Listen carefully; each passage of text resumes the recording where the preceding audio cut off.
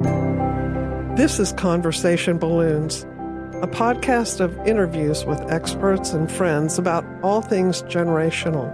I'm your host, Leah Farish. Talking to us today is Ian V. Rowe. He's a senior fellow at the American Enterprise Institute and a senior visiting fellow at the Woodson Center. He is the founder of Vertex Partnership Academies, which he'll tell us about, because we're going to be talking about developments in education and the principles upon which he is founding and proliferating these wonderful charter schools and the philosophy behind this. Thank you for coming on, Ian. Leah, thank you so much for having me. I'm very excited for this conversation. Well, your book is that we want to talk about. The sunburst is everything here, is agency. And would you tell us what you mean when you use the word agency? Well, yes. Well, thank you again. Thank you for having me on. And it is helpful probably for me to say, how I define agency, but why I wrote this book. And I have had the privilege to work with young people in many different capacities over 30 years at the White House, at MTV, at the Gates Foundation, and now running schools in the Bronx and the Lower East Side of Manhattan. And something that I've really observed over particularly the last few years, is kind of emerging narrative where more and more young people seem to feel disempowered or helpless, or that they live in a country or a system that is rigged against them, maybe based on their race, their class, their gender. They have the sense that they can't be successful, or their odds of being successful are far lower. And I have really, in running schools, I run schools because I want our students to know that they can do hard things, that they can lead a self-determined life of meaning and purpose. And that's very much how I see this concept of agency, that you can be a huge force on controlling your own destiny. And so I define agency as the force of your free will guided by moral discernment. The force of your free will guided by moral discernment. And so if you think of agency like a vector or velocity, where velocity is not just speed, it's speed and direction. The question is, how do we help young people exercise their free will? In what direction? And that's where I think schools, faith-based organizations are so important, to help young people have a grounding in moral formation, to help them make better decisions about their own lives. And you talk about the 4 cardinal virtues. Is that something that every Vertex school emphasizes? Yeah, so in our school, so Vertex Partnership Academies is a virtues-based international baccalaureate public charter high school in the Soundview section of the Bronx. And one of the very first decisions we made when we launched Vertex in 2022 was to organize it around virtues.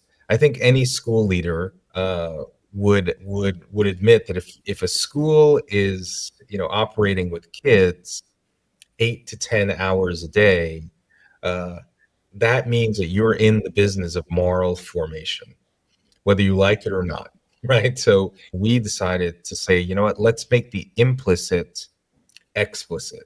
So the cardinal virtues, courage, justice, temperance, and wisdom, those are the virtues upon which all other standards of moral excellence depend. So gratitude, optimism, perseverance, determination, all of those emanate from courage, justice, temperance, and wisdom. And so, yeah, so it's a very important foundational element of who we are as a school. And has that shaped the curriculum that you offer? Yes. So yeah. So the virtues are they show up in lots of different ways. Our curriculum is organized around the virtues. The text that we use. We even have what we call our I statements. So, for example, courage.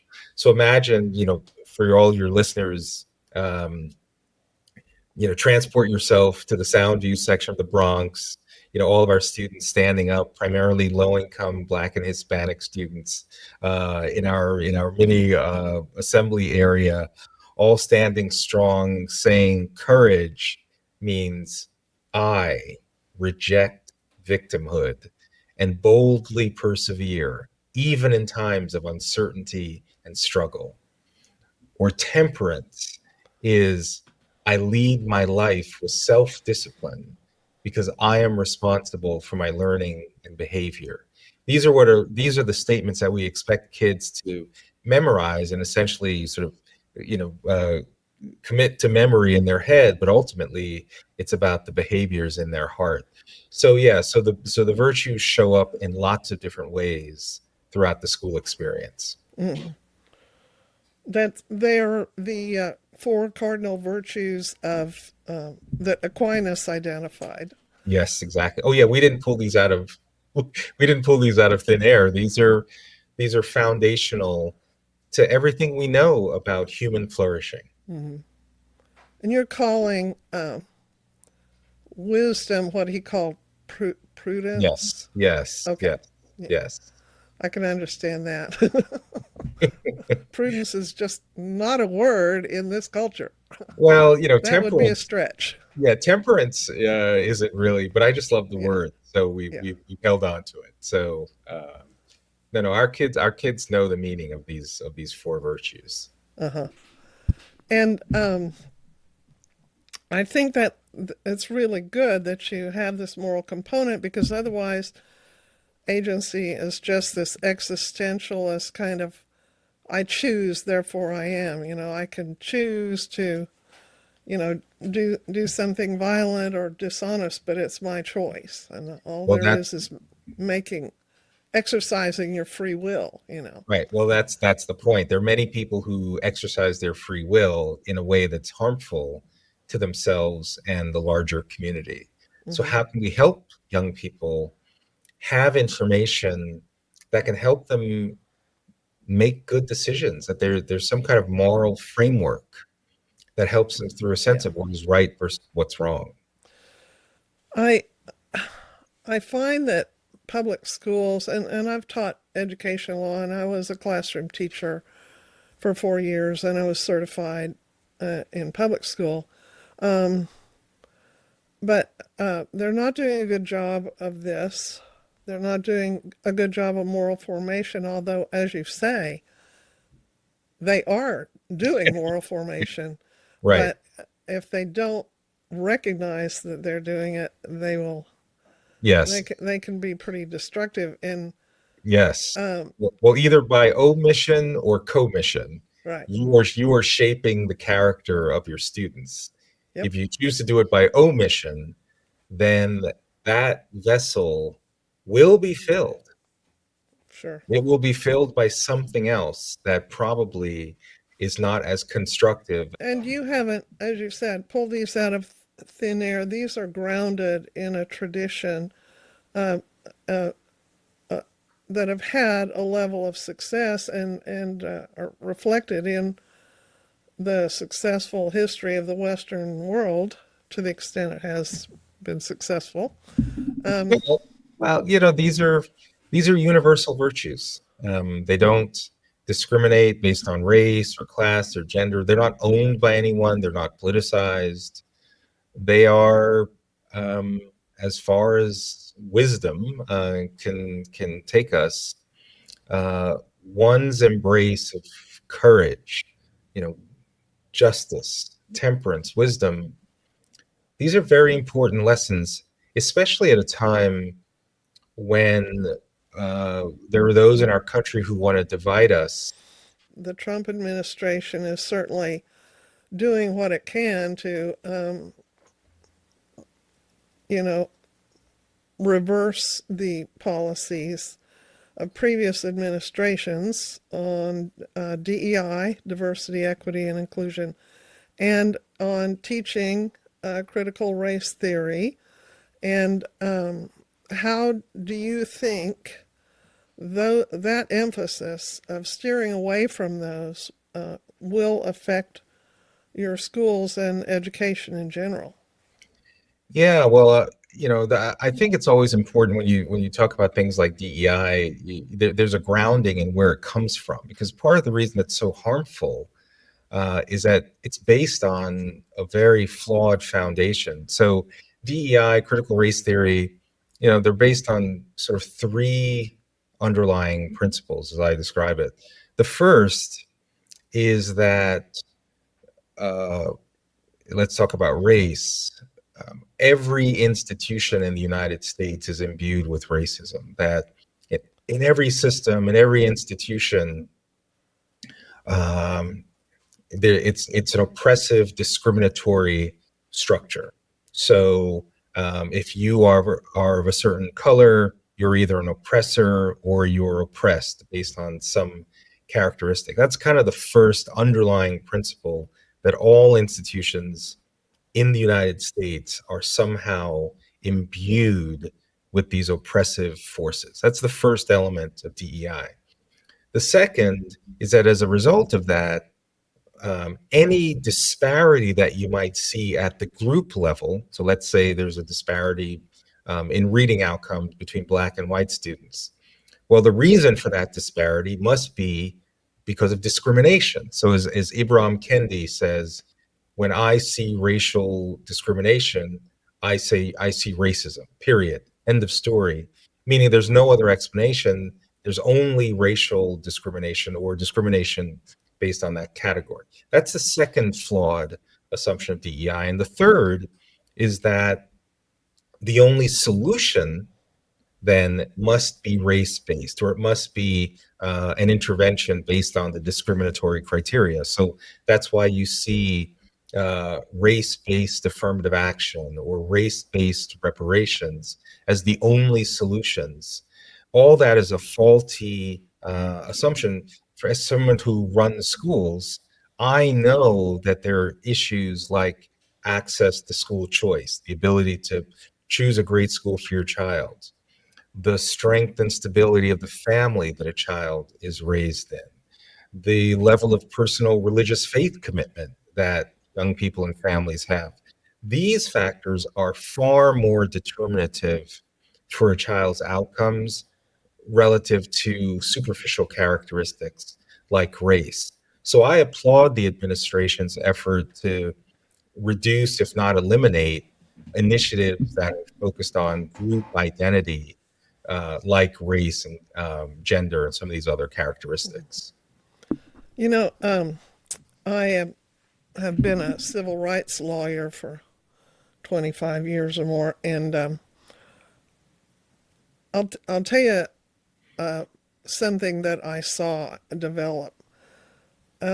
Because of the Supreme Court case law on municipal liability, which is how you get from an individual moment of a violation of the civil rights of one person by one government employee, some particular action, the way you get to the deep pockets of a municipality is you have to allege something that connects that individual thing up the chain.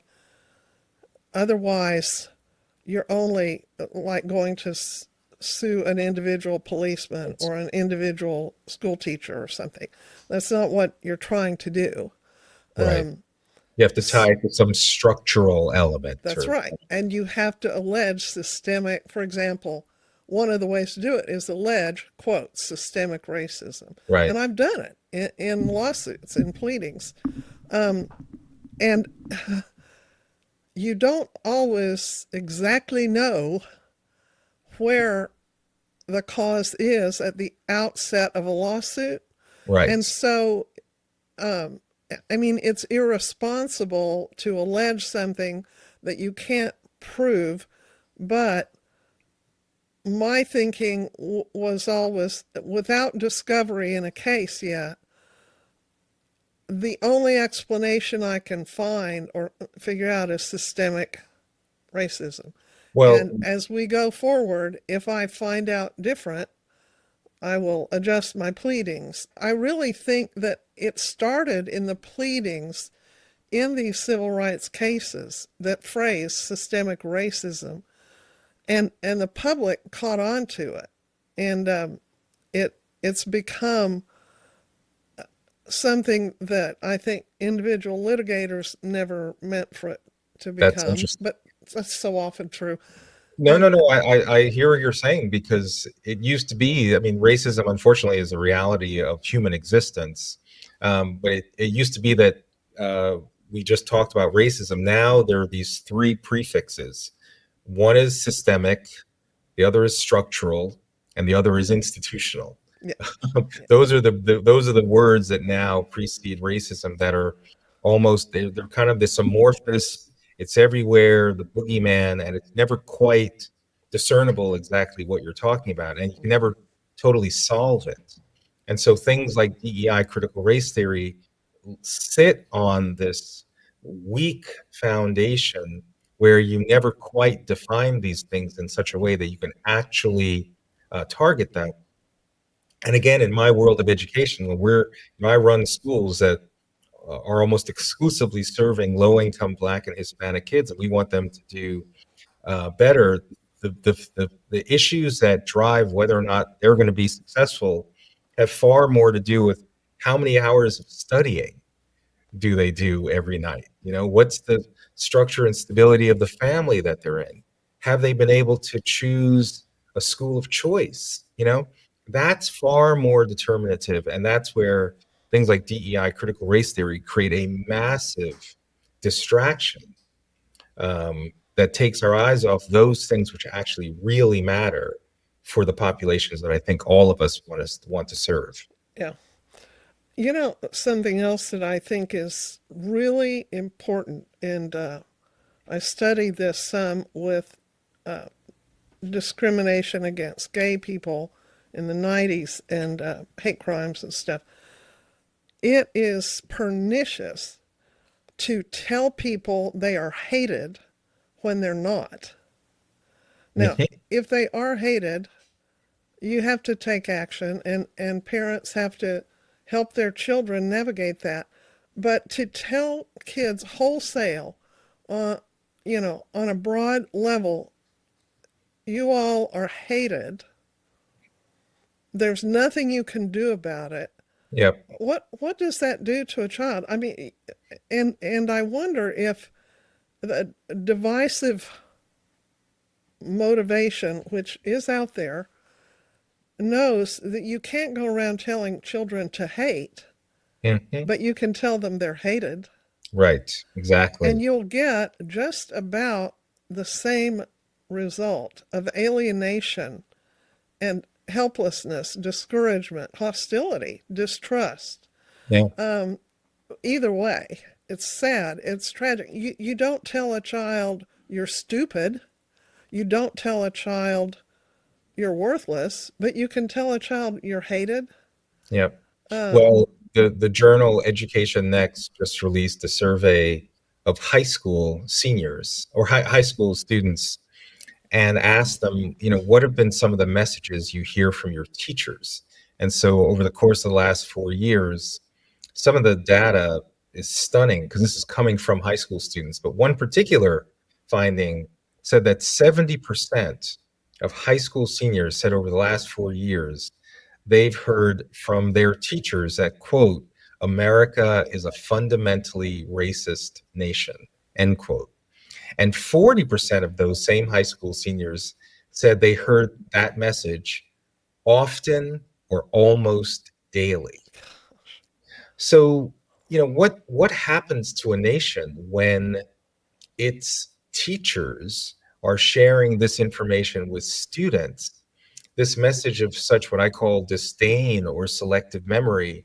After a while, that starts to take hold. There's another study that was just done. Since the mid 1970s, high school seniors have been asked whether or not they agree with the statement, despite all of its flaws, America's system is still the best in the world. In the early 1980s, that, nearly 70% of high school students agreed with that statement. In 2022, that number now is only down to 27% who Mhm. agree with this statement.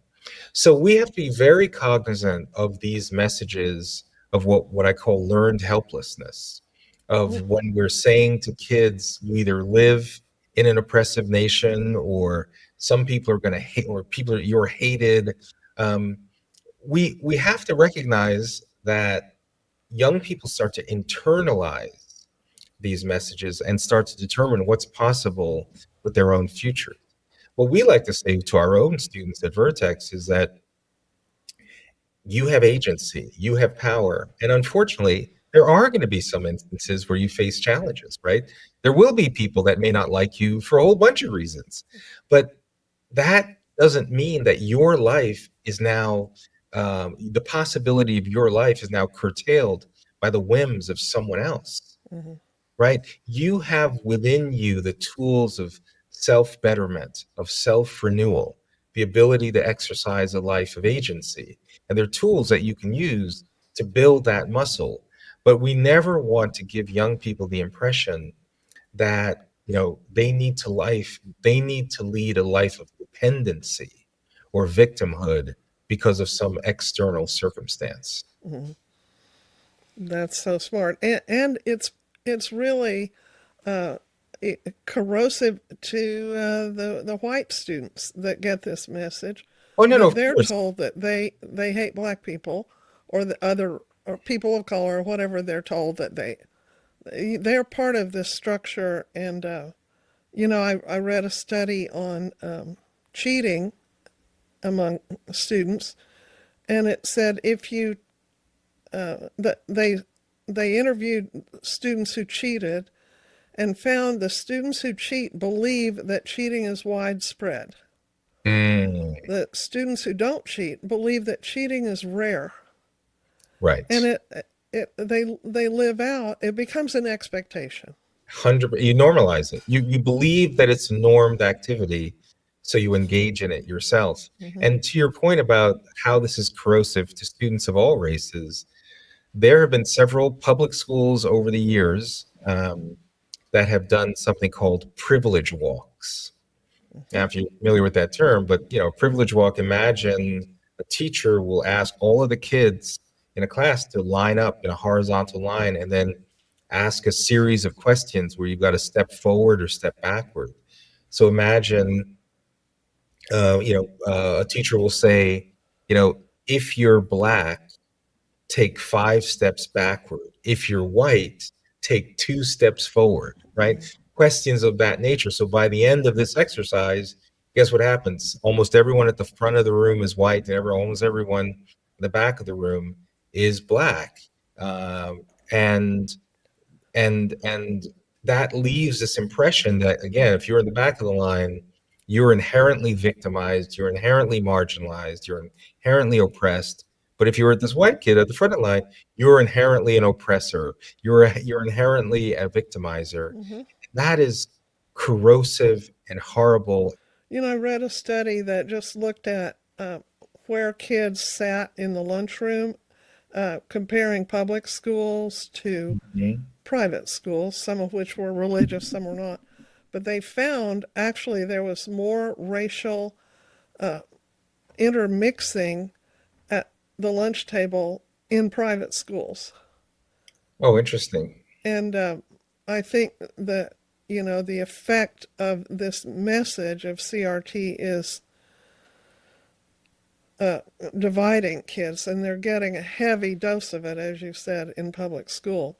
Now, you referred to something I think it was another scholar uh, articulated, but you certainly talk about it in your book, the marriage privilege. Mm. Um, Tell us about what really does dictate success or failure. Well, I, you know, I if I've run schools now for the last 15 years in the Bronx, in communities that are wonderful communities, and parents who have great aspirations for their children, um, who only want the best. And so it's always important to say that things like family structure, while important, aren't 100% determinative.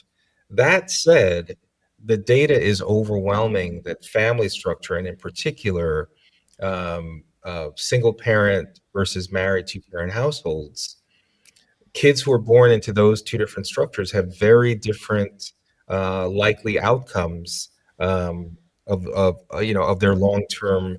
I'll just give you one piece of data. The American Community Survey, among the nearly 5 million children in the American Community Survey that were analyzed from 2014 to 2021, these are the percentages of children living with married birth parents by ethnicity. In the Asian population, 82% of Asian kids are being raised by married two parent households. In the Black community, that number is only 23%, right? In the Latino community, it's 43%. And again, it's very important to say that simply because a child is raised in a single parent household is not a guarantee of failure, nor does it mean a child raised in a married two parent household is a guarantee of success.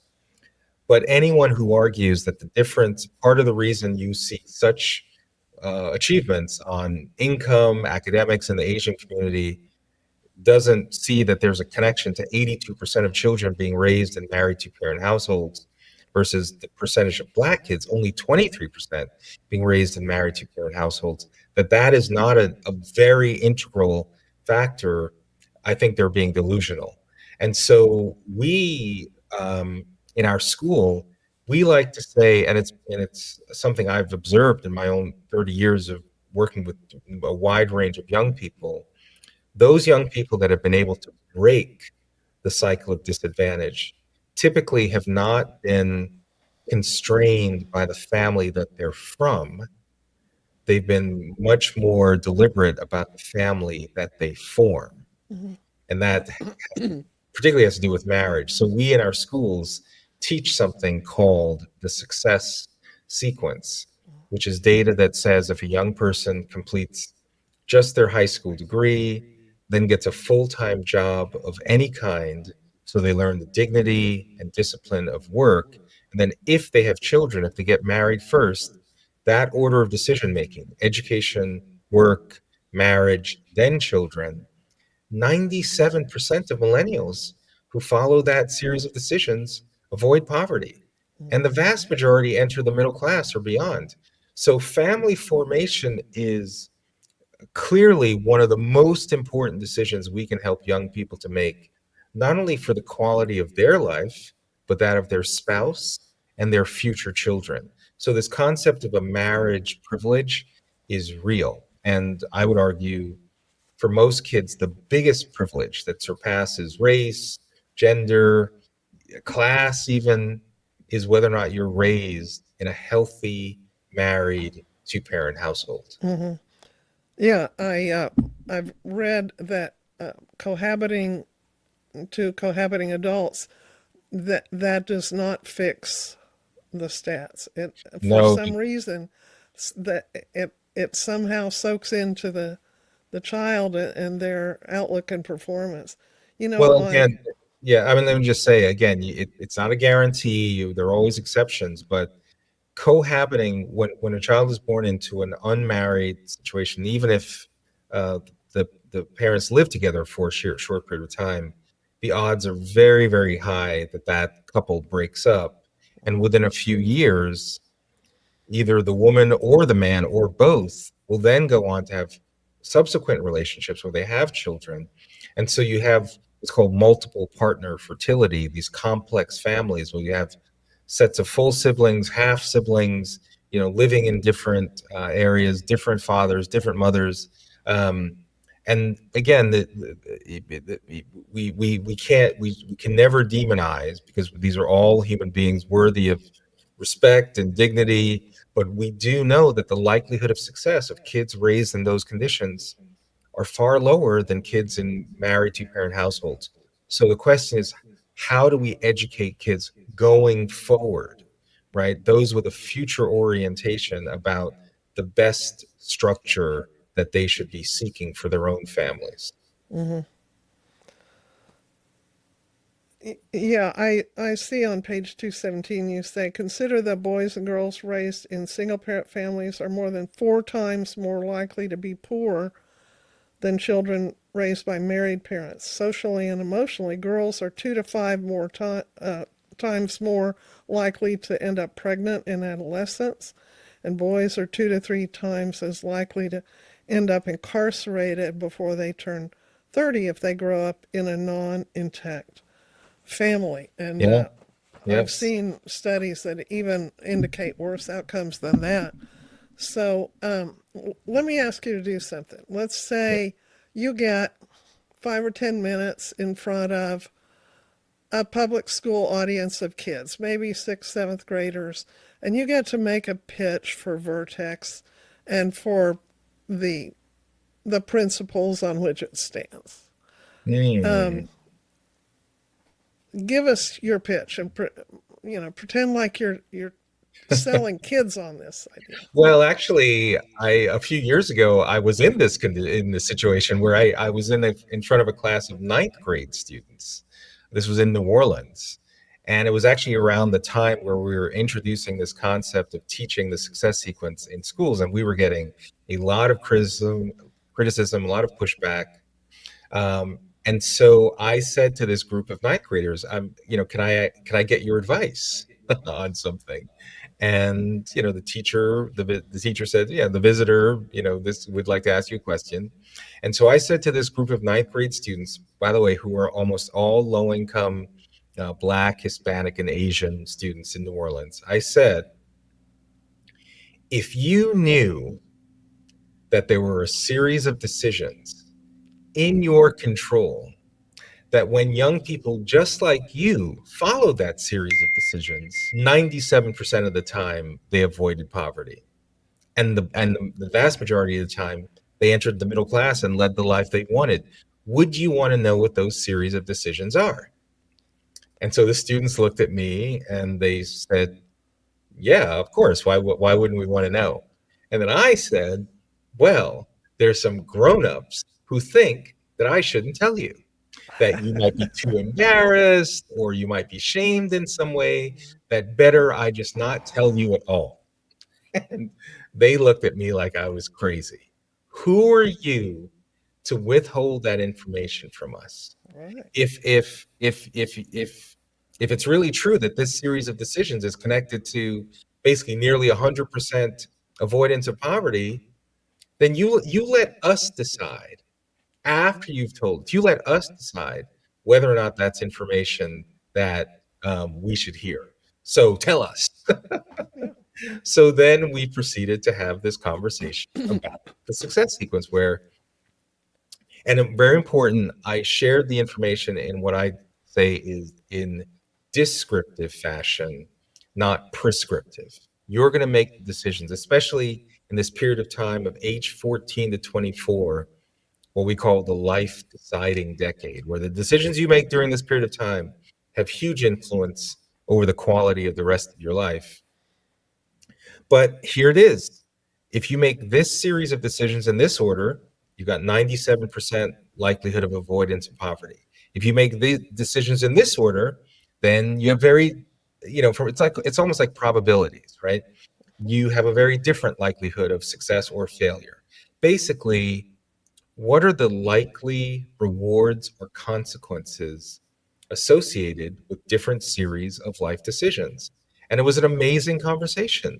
And I will say at the end of it, I think these students felt respected as future decision makers within their own lives.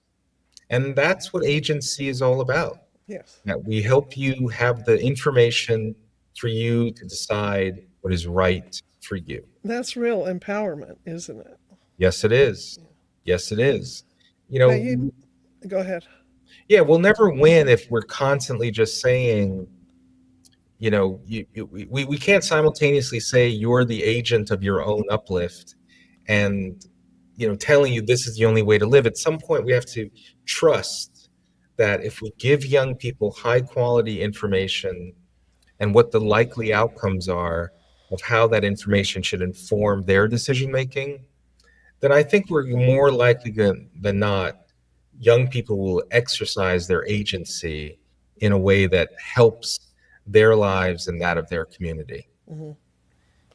And you talk about the importance of education and family in your acronym FREE. So you got Mhm. family, Right? religion, education, and entrepreneurship, which you talk about that involving agency, Yes. that E. Um, what about religion and the fact, since a charter school is a public school, you have constraints there, but what is your belief about the association of religion and success? Yeah. So, again, I've had the privilege of 30 years working with every kind of young person: rich, poor, black, white, Hispanic, Asian, kids in homeless shelters, kids growing up with domestic violence, privileged kids. Um, and what's interesting is that as I worked with adolescents, teenagers, and as they start making decisions as they enter young adulthood, I've seen young people recreate pretty challenging situations, whether it be poverty, domestic violence. And unfortunately, they kind of just, the cycle continues, that the cycle of disadvantage, the cycle of deprivation, it just perpetuates. And yet, I've seen other young people in those same exact conditions make different sets of decisions that put them on a different trajectory of their life. And my question always has been, what makes the difference? What makes the difference? What experiences that those students had that allowed them to see a different future, that they had an orientation that allowed them to have temperance, that they had self restraint, they made different sets of decisions. And that's become the animating question of my life: what makes a difference? And my observation over 30 years is there usually have been four pillars that young people were able to embrace that made a difference: family, religion, education, and entrepreneurship. And so, family, as I talked about before, young people who've broken the cycle of disadvantage, typically, even if they came from a dysfunctional family, they were on the pathway to form a very healthy family, usually following the success sequence. But then the other element, kids able to break the cycle of disadvantage, usually had some kind of personal faith commitment. They lived by a moral code. And that code was informed typically by an organized religion, Judaism, Catholicism. It almost didn't matter. It was just that they were part of a community of people who had a set of moral beliefs. There was rituals like going to church on Sunday, where they were part of a community that expected these young people to live up to that moral code. So the role of a personal faith commitment, and you're right, as a charter school, we don't evangelize on a specific religion. However, we do talk about the value of a personal faith commitment. If you look at the Harvard longitudinal study on happiness, or most studies that uh, try to measure happiness or long-term health, even, a personal faith commitment often is high on the list of a characteristic or a practice that made a huge difference. So, Mm. family, religion, education, do kids benefit from school choice? And then entrepreneurship, which is the last E in FREE, it's all about being a problem solver in your own life. It could mean launching a business, but it means that you have an overcomer's mindset, that you can solve challenges when they inevitably come. Hmm.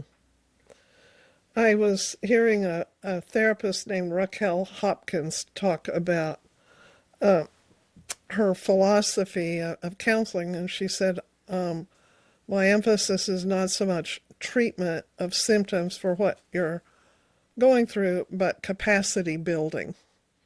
100%. Yeah. Right. That's what Um, agency is, right? I mean, that's Viktor Frankl, who wrote Man's Search for Meaning. But his entire philosophy is around this idea that what you own in any situation or in response to stimuli, you may not be able to control what comes in at you. What you are able to control is how you respond, right? So your capacity for empathy, your capacity for action, your capacity for learning, that's within your that's within your capacity, that's within your ability, that's your agency. And so I very much like that, because if you spend all your time, talking about what has happened to you, you don't get enough of the energy around what you can do for you, that you can, how do you control a situation. you know, something that occurs to me is that a private school, a homeschool, a charter school, those all actually model agency Hmm. Oh yeah, because you've made a because deliberate decision. you have undertaken to be independent of the mainstream, Correct. and you have launched out and done something based on a personal commitment to certain ideals without the guarantees that you have in this case, the public school river. And Right. it I wonder if maybe that kind of creeps into the subconscious of students that we're on this journey of agency educationally, and these adults have chosen a different path, and they're kind of blazing their own trail, and I can do that too. There's no question about it. There's no question about it. The whole idea is, first of all, parents choose, they enter a lottery to go to our school. So all of our students know that, we have a wait list and all that. So to some degree, it's a privilege to Yeah. go to our school, right? And as someone who runs the school, we very much want to live up to this expectation that this is something special for your child. That's why we organized around the cardinal virtues. That's why we have an international baccalaureate model. That's why we have multiple pathways so our students can do apprenticeships. All these are things that we've creatively come up with so that we're not just a cookie cutter educational option, but a really valued choice that our students can emulate in terms of exercising agency. Mhm. Let me ask you a couple to comment on a couple of other developments. The St. Isidore case, which is arising out of here in Oklahoma, a religious charter school was denied a charter from the state board of education, and on the theory that it would be an establishment of religion using public funds for religious indoctrination. It's going to be decided by the Supreme Court. Do you have any predictions or any comments on that case? Yeah, at the end of the day, I believe that every parent should be able to choose the right school for their child. I mean, school choice, something that's often argued, but it's something that's taken for granted in middle and upper class communities, that you can move to the suburbs, you can send your child to a private school, you can pay to send your child to a religious school. But that very core element, one of the elements of free, education, does not exist for low income kids. And so I'm a big believer that whether it's through a voucher or an education savings account, let's put the power in the hands of individual parents to be able to choose the right school for their child. Now, the Isidore case is interesting because it's not at the parent level, it's at the school level. Do religious institutions have the right to access public funds to run religious schools?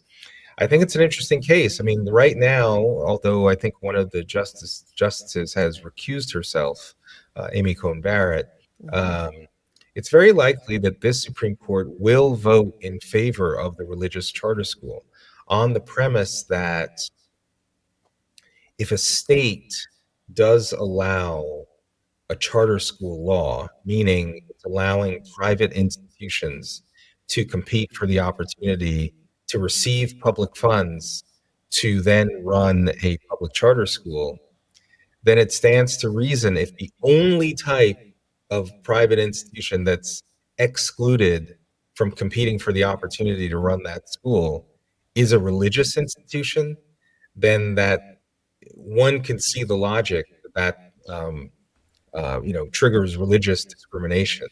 So I think it's quite possible that the this Supreme Court allows religious institutions to have the right to receive public funding to run public charter schools.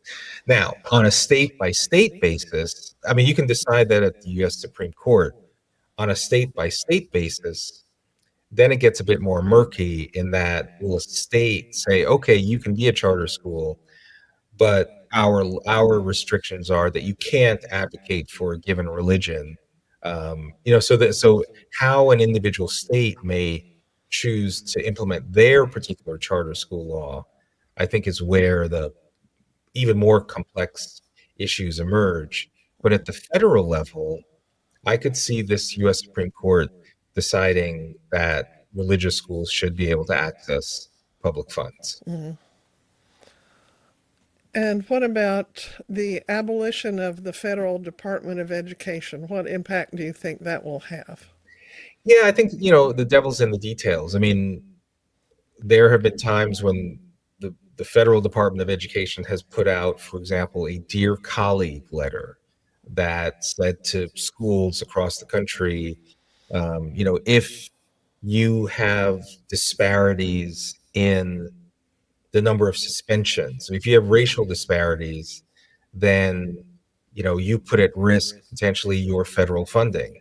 Well, guess what? When you have that kind of one size fits all directive, some schools said, okay, well then we'll just stop doing discipline. And there's a lot of evidence that showed that as a result of that Dear Colleague letter, violence actually increased in certain schools where they were so um, determined to eliminate a disparity that they just removed any disciplinary behavior at all. Mhm. And so I think the devil is in the details of how some of these things like these Dear Colleagues letter are just eliminated.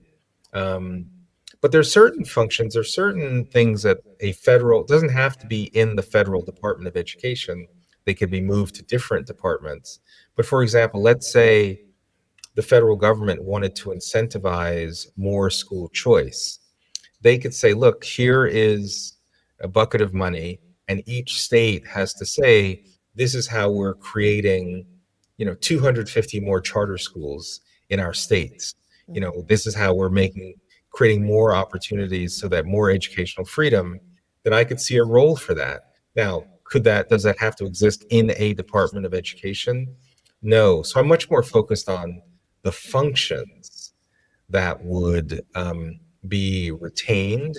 But I could see us, since the Federal Department of Education was brought online in 1979, educational outcomes in our country have not improved and, in No. fact, gone backwards in many instances. So there's not much justification to keep the education department in its current configuration. Mhm. Well, it's an exciting time, isn't it, to be in education? I think so. I mean, I love being in the business of helping form the character and virtues, attitudes and behaviors of young people. But it does feel like we're on some incredible horizon right now, with the advent of artificial intelligence, with the advent of a new administration. So there's a window of opportunity, and I think we're just very excited to be part of it. Well, I'm glad that you are. Ian Rowe, again, his book, Agency, is worth reading. It's multifaceted, and the sunburst to me just when I first saw it, I thought it meant the sunshine of potential and agency and Optimism. imagination and optimism that comes out of a child and can be unleashed was what that meant. But also, I'm thinking that you're also seeing the potential in adults, in educators, in society to, shed that light and some grace on these kids. And it's just Absolutely. such, even though you talk about some pretty grave subjects, it's an optimistic, uplifting book, and I really thank you for writing it. Well, thank you, and thank you for sharing with your audience. But we all have agency. We have the ability to improve our lives and that of the rising generation. So let's get about the business of doing that. Exactly. Thank you so much, Ian Rowe. Thank you. Subscribe and review Conversation Balloons on your favorite podcast platform. Find me at leahfarish.com and on Instagram at LeahFarish.